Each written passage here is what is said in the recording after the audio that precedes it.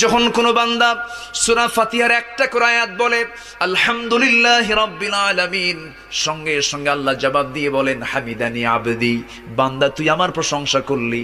আর রহমানির রহিম যখন বলে আল্লাহ বলেন আসনা আলাইয়া আবদি। মালিক ইয়াউমিদ্দিন যখন বলে আল্লাহ বলেন মাজ্জাদানি আবদি।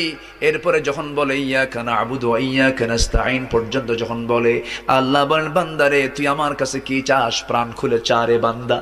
ইহদিনাস সিরাতাল মুস্তাকিম থেকে শুরু করে নিয়া ওয়ালাদ-দাল্লিন পর্যন্ত যখন বান্দা বলে তখন আল্লাহ বলেন বান্দা নামাজের মধ্যে এমন প্রেমের খেলা খেললি, বান্দা তুই যা চাইলি সব আমি আল্লাহ কবুল করলাম।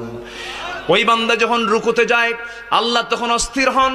ওই বান্দা যখন সিজদায় যাওয়ার জন্য প্রস্তুতি নাই, সমস্ত ফেরেশতাকে ডাক দিয়ে বলেন ও ফেরেশতারা, এই বান্দাগুলো আমাকে দেখলো না, রাসূলকে দেখলো না, কোরআনকে দেখে হাদিসকে বিশ্বাস করে আমাকে খুশি করার জন্য তার সবচেয়ে সম্মানজনক